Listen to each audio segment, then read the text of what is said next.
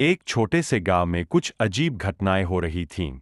गांव के लोग बहुत डर के माहौल में जी रहे थे, क्योंकि उन्होंने कुछ दिन पहले एक अजीब और खौफनाक एहसास किया था। गांव के बीचों बीच एक पुरानी हवेली थी, जो कई सालों से बंद पड़ी थी। लोग कहते थे कि उस हवेली में कुछ अलौकिक चीजें हैं, और वहां के आसपास रात्रि के समय जाना सुरक्षित नहीं था।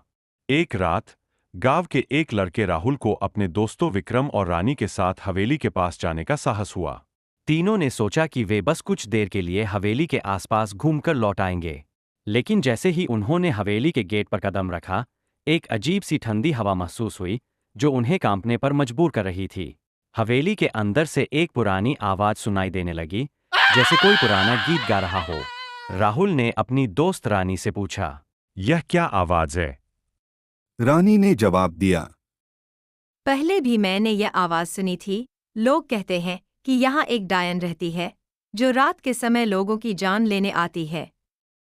राहुल ने यह बात मजाक समझकर नजरअंदाज की, लेकिन फिर उन्होंने देखा कि एक पुरानी झूला वाली औरत का चेहरा खिड़की से झांक रहा था। रानी ने देखा और जोर से चीख मारी। वो देखो, वही डायन है। विक्रम ने उन्हें रोका, तुम दोनों चुप रहो, कुछ नहीं है। लेकिन जैसे ही उन्होंने ध्यान से उस औरत के चेहरे को देखा, वह औरत उनके पास आ गई। उसका चेहरा इतना भयानक था कि राहुल का दिल एक पल के लिए रुक सा गया। उन्होंने देखा कि वह औरत उनकी तरफ बढ़ रही थी।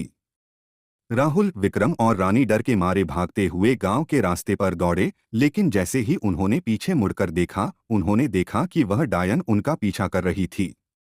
उसके चेहरे पर एक खौफनाक मुस्कान थी, जो उन्हें और भी डर में डाल रही थी। तीनों भागते भागते अपने घरों तक पहुंचे, लेकिन रात्रि भर उन्हें एक अजीब सा एहसास होता रहा। अगले दिन गांव के एक बुजुर्ग ने उन्हें बताया, यह डायन अपनी जिंदगी में कभी किसी का जीवन छीन चुकी थी, और अब अपनी मौत के बाद भी वह शिकार करने आती है। उसकी आत्मा को कभी शांति नहीं मिलती, इसलिए वह रात के समय आसपास के लोगों को मारने आती है। राहुल और उसके दोस्त हमेशा के लिए उस हवेली से दूर चले गए, और उन्होंने कभी भी उस हवेली के पास जाना नहीं चाहा।